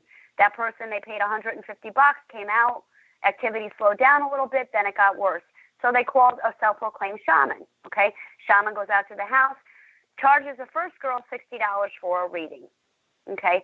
Then he goes home, then he comes back, the family feeds him dinner, okay? He charges them $150 to do the clearing, okay? The energy's not there. It calmed down for a little bit, it got quiet. 2-3 nights later, it goes crazy in the house. The energy is not cleared. Now, they've already paid this guy $60 for a reading and $150 to clear the house. No results. If anything, it's getting worse. So then they call the guy up again. Well, actually, no, excuse me. The guy calls them 2 days later, and he says, I need to tell you. Now, the first time he was there till 2 o'clock in the morning, he's running around with sage and feathers, and he's, blowing stuff around the house, and he tells them he cleared everything. He gets home 2 days later. I have to tell you that there's something still in the basement. There's something still in the basement, and I need to come back. I can feel it.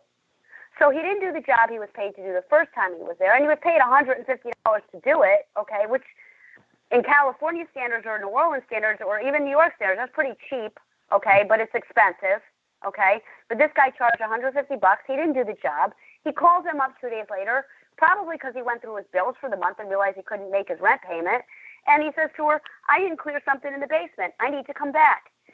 Goes back to the house, another $150, okay? 2 months go by. Now activity is crazy. Now they're all getting touched. They're all feeling stuff. The woman can't sleep. She calls him up again. She says, I want to know what's going on with me. Can you come back to the house? Doesn't tell him at first that the energy's worse. And he says to her, okay, what do you want? She says, I want a reading. He says, it'll be $450. She's like, what? Now it's $450, okay? So she tells him that the energy in the house has increased and it hasn't gone away in the house. He tells her that it's her that's causing the energy in the house, that it's her energy that's manifesting, and because she's not open to clearing the energy has gone crazy in the house. Not that he didn't clear the energy, not that he didn't do his job, not that he was full of smoke, but now it's this girl's fault. So she says, well, how come you charge $60 to my sister? He goes, well, for you it's different. It's going to be $450. That's my price if you want me to come back out there because you're the one causing the problem in the house. No, that's not the case at all. The house was not cleared of the energy. The house was not cleared of the spirits that were there. Did it want to catch itself to that girl? I absolutely feel that from my conversations with her and what I get from her from talking to her. Okay? I said to her, look, pay my guests to come out there. I'll come out. So a lot of them do it that way too. Okay, and a lot of the New Age people are into that. They're going to come and clear your house. I get probably 80% of my phone calls and my emails are from people who claim to be adept at clearing these things. They go out there and the energy's still there. It still exists. The curse is still there. The entity is still there, what have you. Okay, gypsies.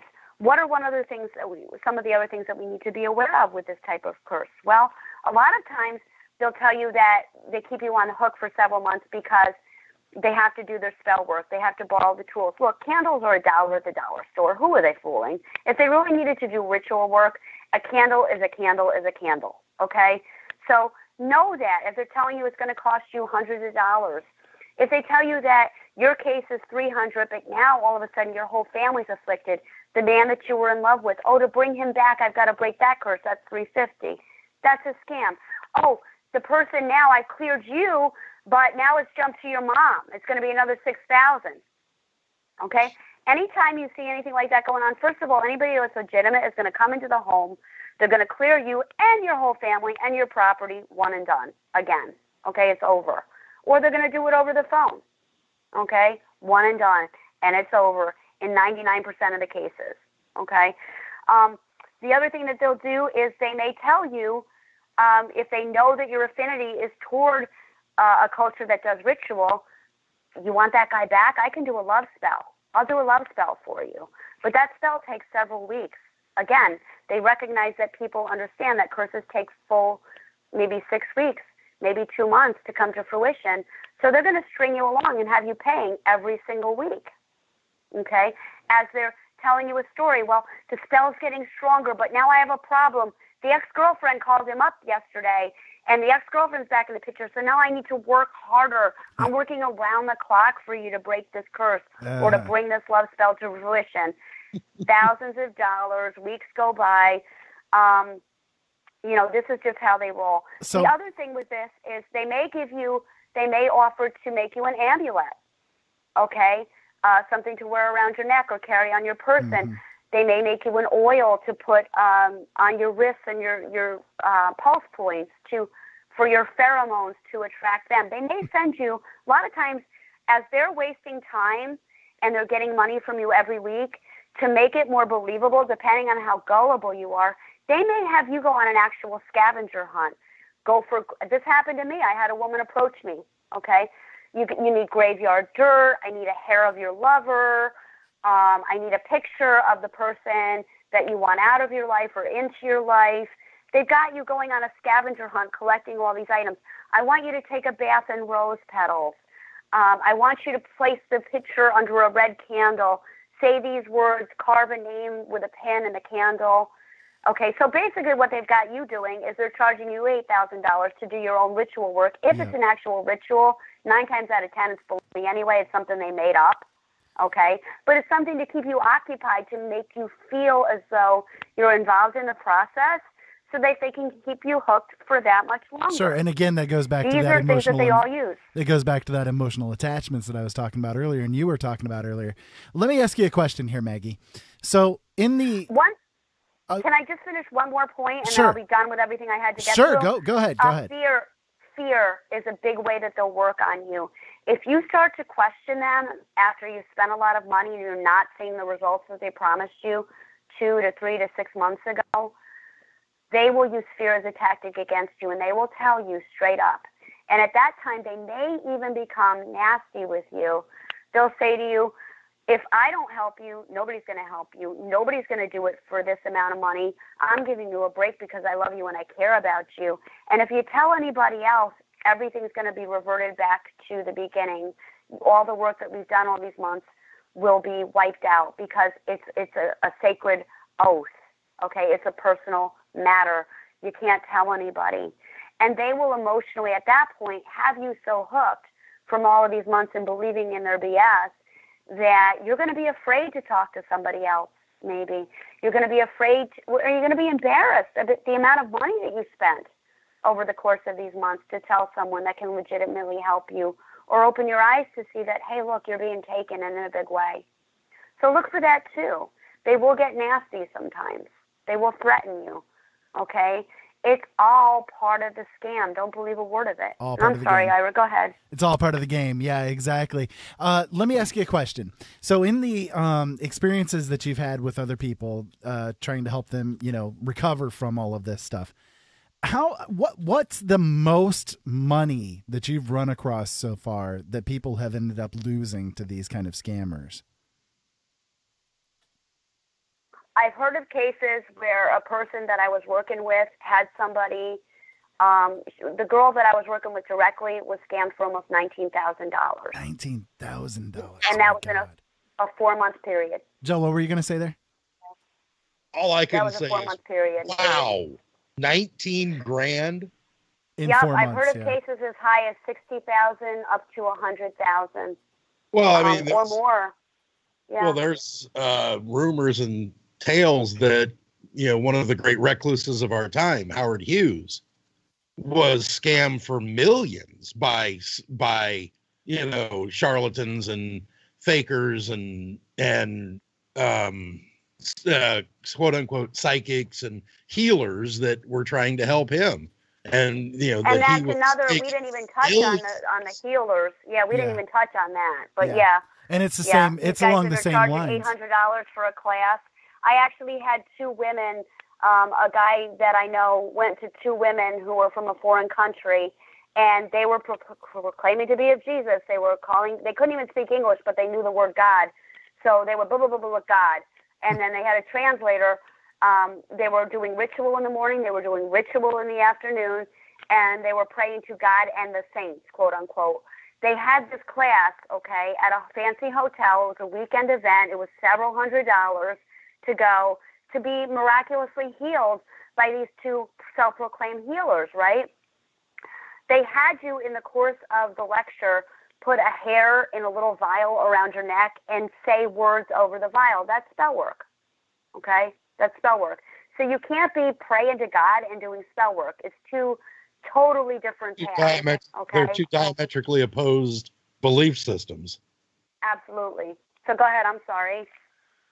So with the money that's lost, for those maybe that are out there, because I'm sure there are many more people that have been scammed than what people have heard. Because obviously, if you get scammed by somebody like this, 99% of the time, you're just too embarrassed to be able to say anything about it at all. You're just going to eat it and walk away, And unfortunately, a lot of times end up falling prey to the next one that comes along because you're still honestly seeking for whatever answers you're trying to find. But with all that being said, that's the biggest thing. You wouldn't believe how many people fall prey to these guys and then turn around and seek out somebody else and pay them money. Exactly. To try and help them. It's really a shame. And these are people of good reputation. We're not talking about people that would emotionally be considered insecure or, emotionally unstable. We're talking about lawyers. We're talking about physicians. We're talking about members of society that are intellectually very intelligent people, and they still fall prey to these things. So what do? Well, in the case of the girl that I was working back, I was able to, I can't go into any details of the case right now, but I was able to help her recoup some of her losses, long story short, okay? The one girl. Now, basically what you want to do is you want to get your bank statements. You want to make a copy of all of your bank statements, so that you can corroborate, and your cell phone bills, so that you can corroborate the days that you spoke to that person with a subsequent bank withdrawal. Okay, so you want your cell phone records, you want your bank statements, you want to look on the internet and glean from the information as many names as possible that this person might be using. A lot of them will make up their own fake reviews, both on the 1-800 numbers and on the websites for Yelp or what have you. Look very closely at the reviews.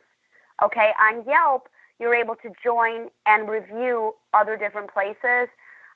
In the most recent case that I had, the clients or the people that were putting comments on this person's wall were reviewing all of the same restaurants in the area, okay?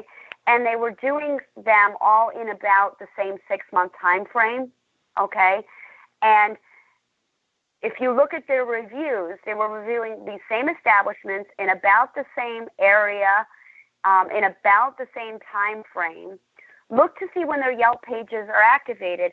It's just like Facebook. You can gain 300 friends in a matter of days, okay? They just open request people, okay? You can do it in a matter of minutes off of Fiverr, pay somebody $5 to get literally 1,000 followers on Facebook.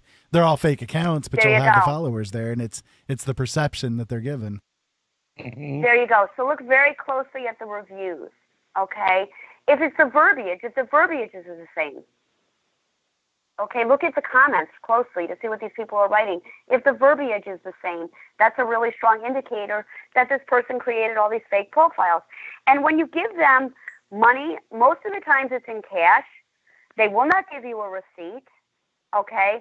And in addition to that, if you've given them your banking or credit card information, a lot of these people use this to obtain your identity, so then they steal your identity. There are so many cases. I'm involved in 3 right now of potential identity theft because the person gave them their banking information or their credit card number. And then when they're doing a quote-unquote reading, they're asking you what's your date of birth so I can review your astrological sign. So now they have your full name. They have your date of birth. If they ask where you live, they've gotten your address. They've got your credit card information. Some cases, they've got your banking information if you give them a check or if you voluntarily, if they say to you, well, I've got to buy these tools, but in 6 months this money will come back to you. Give me your bank account information so that when that 6 months is over, I can put it back in your account. They've got everything that they need to steal your identity. And they are, in essence, as the historical gypsies were. They'll work in an area till it's hot, and then they'll move. Some of these guys are well known all across the country, okay? All across the country. What are some hot spots? Louisiana, California, New York, Philadelphia, Atlanta. Okay? They're going to jump. They've got family all over the place. Okay? If it's a particular region in a very, very industrious state like New York, they're going to jump borough to borough. Sure. Okay? They're going to work for a while in Brooklyn, then they're going to head over to the Bronx, then they're going to go over to Soho.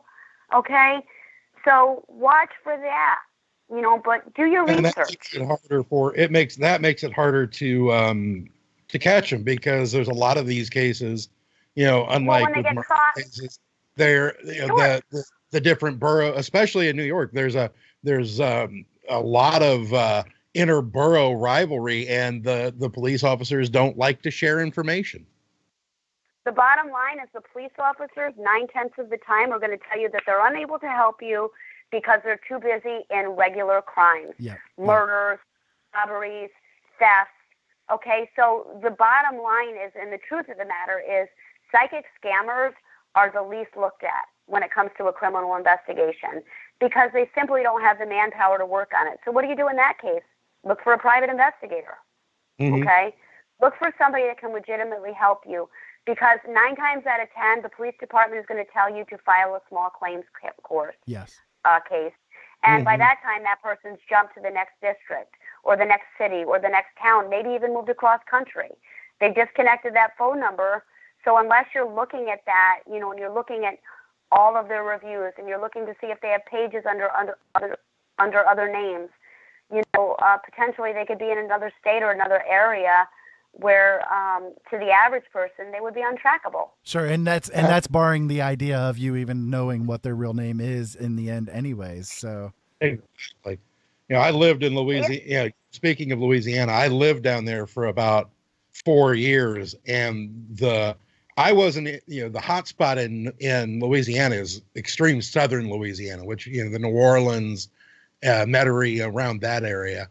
The southern swamps, as I called them. But even where I was in Alexandria in central Louisiana, you couldn't throw a rock 5 feet without hitting a psychic shop. Yeah, exactly. Yep. Yeah, there are a lot of bio witches down there, and voodoo and all those are really big down there. Voodoo, a true bayou witch, won't take money. Will literally refuse money because it's a perversion of what they're doing. The ones that are actually going after money, the Kunas, the Creole and the Cajuns, they go after them because it's like, no, this ain't the way it's going to be done. We're starting to run out of time here. Maggie, there was one question that came in from the chat room. How are your doggies? We haven't heard them at all tonight, so they're a little concerned. They're doing wonderfully. Thank you so much for asking. They're doing great. Yep. they're in their little crates with their treats right now, chewing on their bones. There you go. So went to the butcher and got $6 worth of butcher bones. So they're in their glory right now. But thank you for asking. Maggie's pups are notorious for wanting to get involved in the shows. So absolutely. Listen, so Maggie. Just a closing statement, you guys. Please, if you think that this might be an issue with you, don't tip the person off, okay? Get as much background information on them as you can, because as soon as you tip them off, it's going to give them reason to run, okay? So get your cell phone bills, get your bank statements, look at their profiles, look at their reviews, obtain any information that you can. If the names seem similar on many different social media pages, or they're working under the same name but different addresses, or different business names that are similar, the same verbiage in their introductions, those are all things to look for. Obtain as much information as you can and then bring it to the authorities. If the authorities won't help you, hire a private investigator or get someone that's legitimate in the field that's tracking these guys down to help you. Okay? Sorry, go ahead. That's okay. I was just about ready to say if you could give out any final information regarding the topic tonight. So you hit it right there, right in the nut. Why don't you tell people where they can get a hold of you in case they want to find out more information from you about this stuff? Okay.